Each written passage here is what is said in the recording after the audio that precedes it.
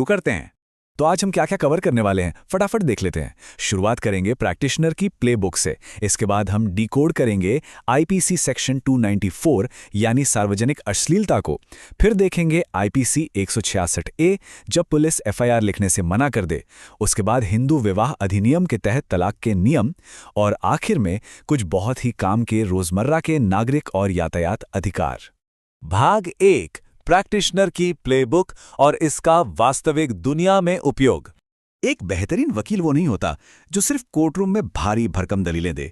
एक सच्चा legal expert वो है जो किताबों के कानूनों को आम इंसान की रोजमर्रा की जिंदगी से जोड़ सके। जब कोई क्लाइंट घबराया हुआ चेंबर में आता है ना, तो उसे बड़ी बड़ी थ्योरीज नहीं बल्कि अपनी आम समस्याओं का तुरंत और सटीक समाधान चाहिए होता है। और आज हम जिन 5 कानूनों पर चर्चा कर रहे हैं वो भविष्य के अधिवक्ताओं को ठीक इसी चीज के लिए तैयार करते हैं। चलिए आगे बढ़ते हैं। भाग 2 आईपीसी 294 सार्वजनिक अश्लीलता। जरा इस सिचुएशन की कल्पना कीजिए। आप क्रिमिनल लॉ प्रैक्टिस कर रहे हैं और एक मामला सामने आता है जहां कोई जोड़ा किसी पब्लिक पार्क में है और उनका व्यवहार कहें तो सामाजिक रूप से स्वीकार्य सीमाओं को पार कर जाता है। अब यहीं पेच फंसता है। कानूनी नजरिया कहता है कि सामान्य स्नेह दिखाने और अश्लीलता के बीच एक बहुत ही बारीक सी लाइन होती है, और अगर सार्वजनिक रूप से वो लाइन क्रॉस हुई तो फिर कानूनी परिणाम तो भुगतने ही पड़ेंगे। और यही एंट्री होती है भारतीय दंड संहिता की धारा 294 की। ये सेक्शन बिल्कुल स्पष्ट है। अगर किसी व्यक्ति या जोड़े द्वारा सार्वजनिक स्थान पर कोई भी ऐसा अश्लील कृत्य किया जाता है जिससे दूसरों को परेशानी हो, तो बॉस ये कानून की नज़र में एक दंडनीय अपराध है। आपको याद होगा पवन कुमार बनाम हरियाणा राज्य के लैंडमार्क जजमेंट में सुप्रीम कोर्ट ने बहुत ही खूबसूरती से समझाया था कि सिर्फ स्नेह जताना अपराध नहीं है।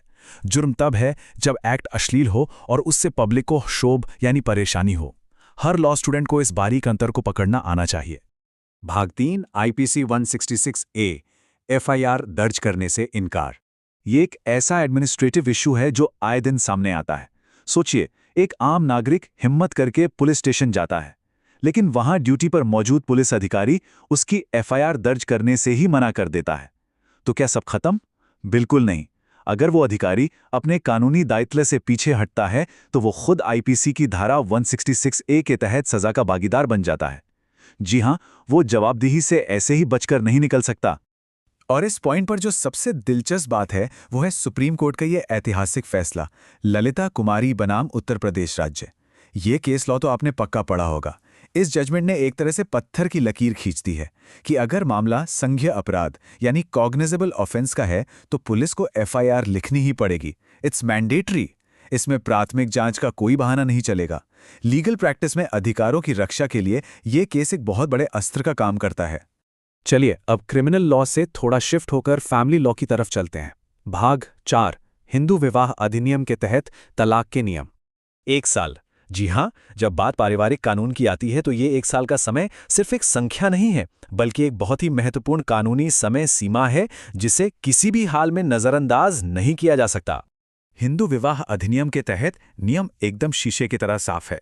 पति या पत्नी में से कोई भी तब तक तलाक की याचिका अदालत में दायर नहीं कर सकता जब तक कि शादी को कम से कम 1 वर्ष का समय पूरा ना हो गया हो। बेसिकली ये एक मैंडेटरी कूलिंग ऑफ पीरियड है ताकि विवाह जैसी संस्था को एक अवसर दिया जा सके। मान लीजिए कोई जोड़ा शादी के 6 महीने बाद ही आपसी सहमति से अलग होना चाहता है तो ये अधिनियम उन्हें रोकता है।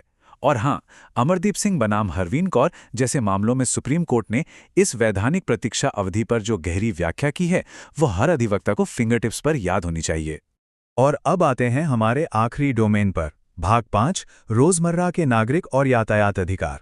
क्या आपको पता है कि कानूनी समानता का इससे बेहतरीन उदाहरण शायद ही कोई हो? चाहे वो हाईवे के किनारे बना कोई सामान्य सा होटल हो या फिर शहर के बीचों बीच खड़ा कोई आलीशान 5 स्टार होटल।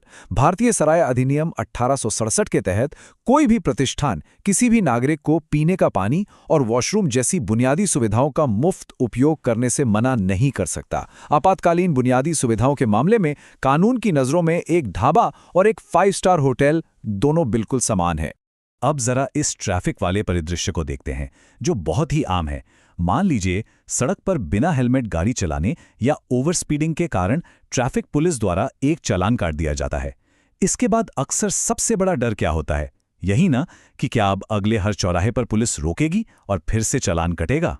तो यहाँ एक बहुत ही क्रूशियल पॉइंट है जो आपको जानना चाहिए।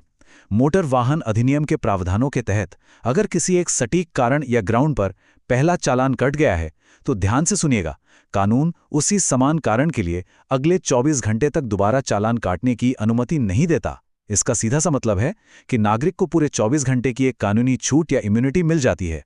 अब बताइए, है ना ये कमाल की जानकारी? ये छोटी सी लेकिन पावरफुल कानूनी नॉलेज आम लोगों को अनुचित उत्पीड़न से बचा सकती है। तो दोस्तों, ये पूरी चर्चा हमें एक बहुत ही बड़े और अहम सवाल पर लाकर खड़ा कर देती है।